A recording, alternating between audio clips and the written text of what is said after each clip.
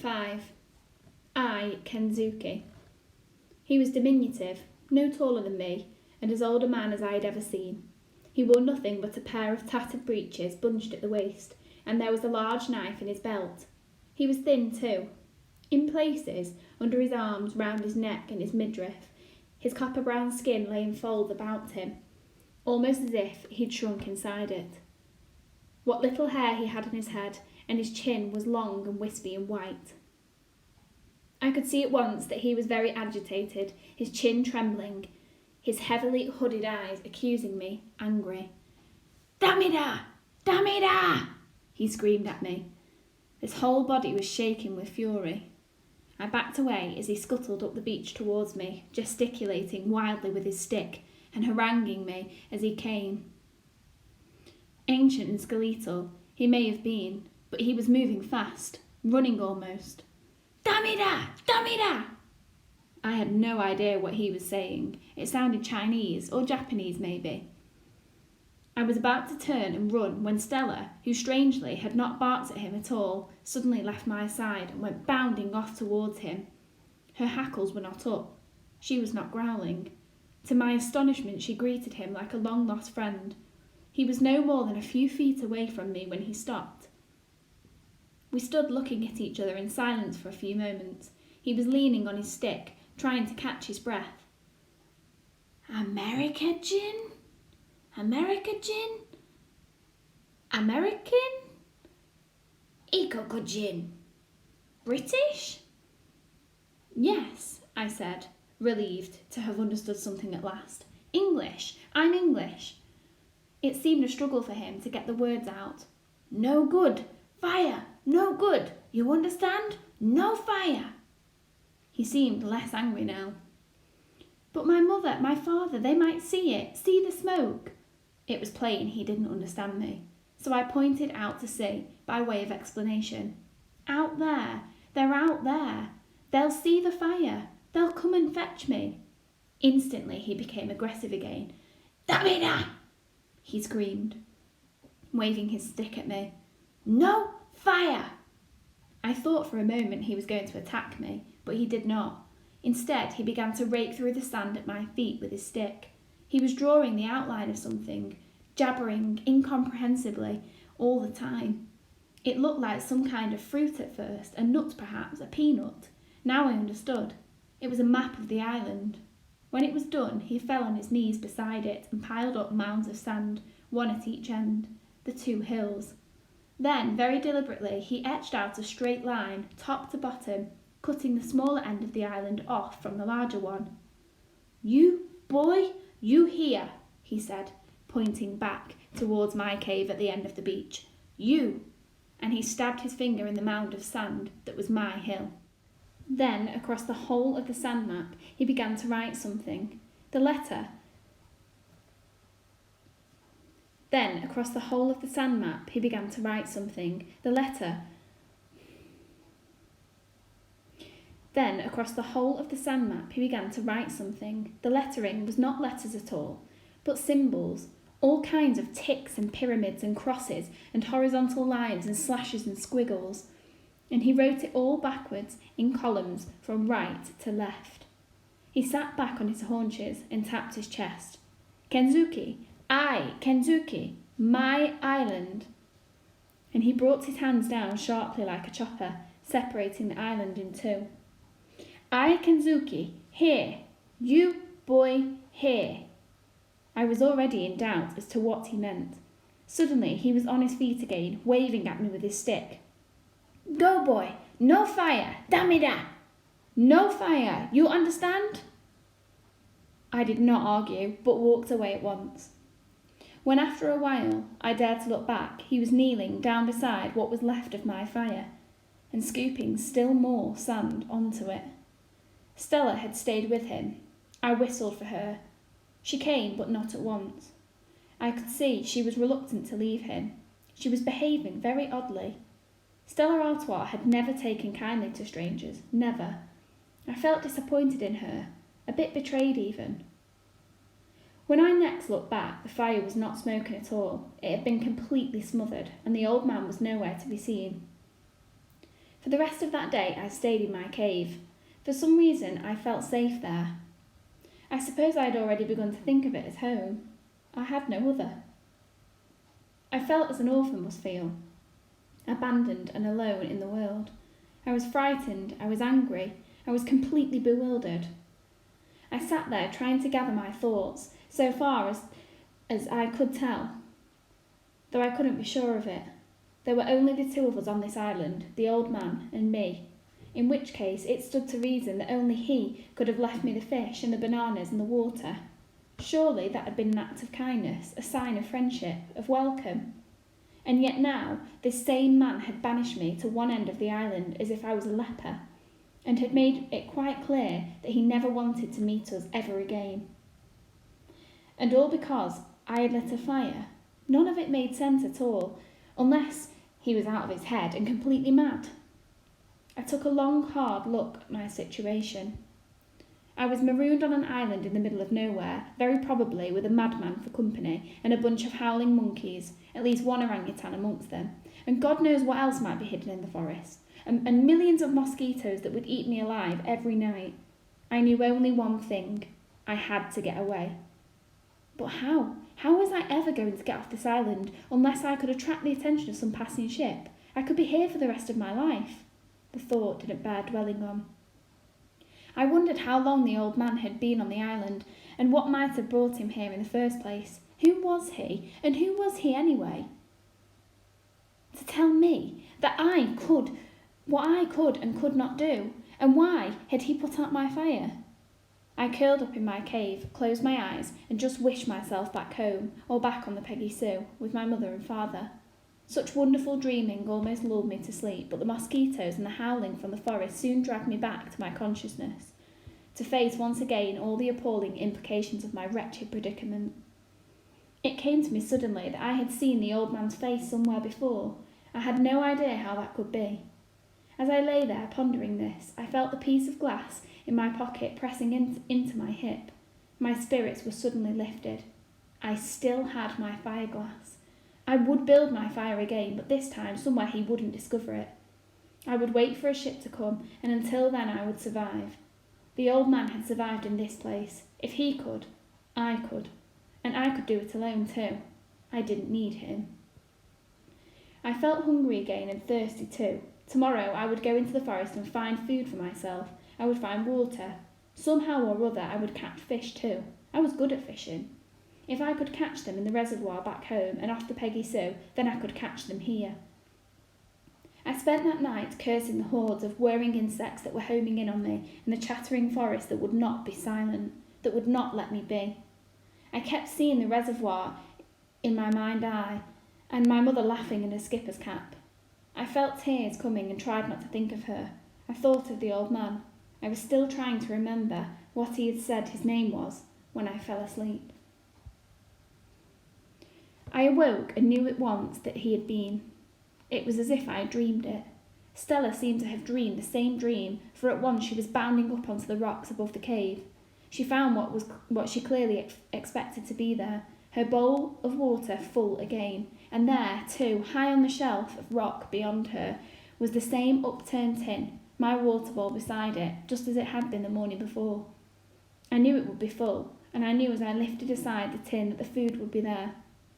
As I sat there cross-legged on the rock, chewing ravenously on my fish and throwing pieces down for Stella to catch, I realised exactly what he meant to imply by this. We were not friends. We were not to be friends. He would keep me alive, keep Stella alive, but only so long as I lived by his rules. I had to keep to my end of the island, and I must never light fires. It was all quite clear. With any real hope of immediate rescue diminishing day by day, I became more and more resigned. I knew I had no choice but to accept his terms and go along with his regime, for the moment. He had now marked out a frontier, a boundary line in the sand from the forest down to the sea on both sides of the island, and he renewed it frequently, as often as I needed it to be. Stella strayed over it, of course. I couldn't prevent her, but I did not. It wasn't worth it.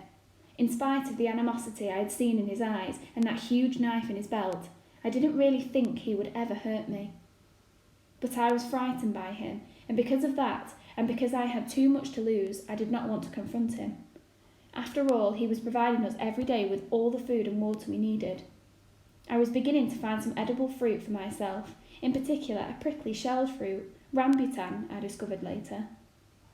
It was delicious, but I could never find enough, and besides, Stella would not eat it. I found the occasional coconut still intact, but often both the milk and flesh were foul. Once or twice I even tried climbing for them, but they were always too high, and I very soon gave up. I tried fishing in the shallows, fashioning a crude spear, a long stick I had sharpened on a rock, but I was always too slow in my strike. There was often plenty of fish, but they were always too small and too fast, so like it or not, we still very much needed the daily ration of fish and fruit and water the old man was bringing us. I had searched my end of the island for fresh water, but could find none. I thought often of trespassing into the old man's part of the forest to look for it, but I dared not. For the most part, I kept close to the forest tracks. It wasn't only the old man's laws, nor the howling of the monkeys, which I came to understand as a warning, that prevented me from venturing into his side of the island. It was the orangutan too. He had seemed placid enough, but I had no idea how he or his friends might react if they found me in their territory. I kept wondering too what other creatures might lurk unseen, waiting to ambush me in the dark damp of the forest. If the constant jungle talk was anything to go by, the place was crawling with all sorts of dreadful creatures.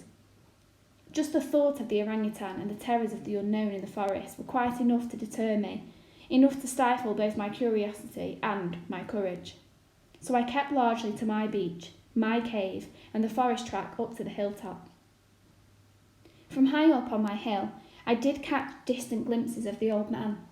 Often in the mornings I would see him spearfishing in the shallows, sometimes alone, but often accompanied by a group of orangutans who sat on the beach and watched him, 14 or 15 of them I counted once. Occasionally he would be carrying one of the young on his back. When he moved amongst them, it almost seemed as if he was one of them. Time and again I tried to stay awake until the old man came with food at night, but I never managed it. I never even heard him, not once. But every morning the water would be there, the fish too. It often tasted smoky these days, which I liked better. The fruit would not always be the same. Much of it was strangely scented and not at all to my liking. I ate it anyway. Besides bananas and coconut and berries, he would leave me breadfruit or jackfruit. At the time, of course, I had no idea what they were. I ate everything, but not so greedily now. I would try to save some of the fruit for an evening meal, but I could never bring myself to save the red bananas. They were just too delicious not to eat all at once. My recurring nightmare was the mosquitoes at night. From dusk onwards they searched me out, buzzed in on me and ate me alive. There was no hiding place. My nights were one long torture, and in the morning I would scratch myself raw in places. Some of the bites, particularly on my legs, had now swelled up and become suppurating red sores. I found relief from them only by dunking myself often in the cool of the sea. I tried sleeping in another cave, deeper and darker, but it smelled dreadful. Once I had discovered it was full of bats, I left at once. Wherever I slept, the mosquitoes found me soon enough. It got so that I dreaded the coming of every night. I cried out aloud in my misery as I swiped and flailed at them. I longed for the mornings, for the cool of the sea and the cool of the wind on my hilltop. Here I would spend the greater part of my day, sitting on the very summit, looking out to sea and hoping, sometimes even praying too, for the sight of a ship. I would close my eyes tight shut and pray for as long as I could, and then open them again. Every time I did it, I really believed there was a chance my prayers would be answered, that this time I would open my eyes and see the Peggy Sue sailing back to rescue me, but always the great wide ocean was empty, the line of the horizon quite uninterrupted. I was always disappointed, of course, often dejected, but not yet completely despondent, not in those early weeks. I had severe problems too with sunburn. I had learned rather late that I should keep all my clothes on all the time, and I made myself a hat to keep the sun off my face and my neck. It was very broad and Chinese-looking, made of palm leaves, the edges folded into one another. I was quite pleased with my handiwork. Sunburn, I discovered, was a discomfort I could help to prevent, and the seawater could soothe. At noon, I would go down the hill to shelter in my cave from the burning heat of the afternoon sun, and then afterwards I would go swimming. This was the moment Stella longed for each day. I spent long hours throwing a stick for her. She loved it, and to be truthful, so did I. It was the highlight of our day. We'd stop only when the darkness came down. It always came down surprisingly quickly too, and drove us back once more to our cave, back to my nightly battle with my blood-sucking tormentors.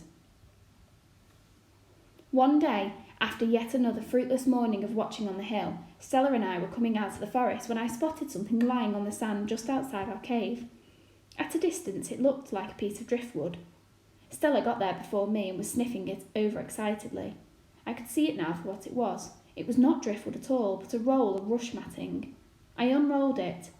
Inside and neatly folded was a sheet, a white sheet. He knew. The old man knew my miseries, my discomforts, my every need. He had been watching me all the time, and closely too. He must have seen me scratching myself, seen the red wheals on my legs, on my arms, seen me sitting in the seat every morning to soothe away my sores. Surely this must mean that he had forgiven me by now for lighting the fire. I carried the matting inside the cave, unrolled it, wound myself in the sheet, and just lay there, giggling with joy. I could pull the sheet right up over my face. Tonight there would be no way in for those cursed mosquitoes. Tonight they would go hungry. I went racing along the beach to the boundary line where I stopped, cupped my hands to my mouth and shouted, "Thank you! Thank you for my bed! Thank you! Thank you!" I didn't really expect an answer, and none came. I hoped he might come himself, but he didn't. So I wrote my thanks in the sand right by the boundary line and signed it. I wanted so much to see him again, to talk to him, to hear a human voice. Stella Artois had been a wonderful companion to me, good for confiding in, good for a cuddle, good for a game. But I so missed human company, my mother, my father, lost to me now, perhaps forever. I longed to see the old man, to speak to him, even if he was a bit mad, even if I couldn't understand much of what he was saying. That night I was determined to stay awake for him, but comfortable on my new matting bed, protected and swaddled in my sheet. I went to sleep quickly and never woke once. The next morning, after a breakfast of fish and jackfruit and coconut, Stella and I made our way back up to the top of my hill, or Watch Hill as I now called it. The other one I had named His Hill. I was repairing my Chinese hat, replacing some of the palm leaves. It never seemed to hold together for very long, when I looked up and saw a ship on the horizon. There was no mistake. It was the long, bulky profile of a supertanker.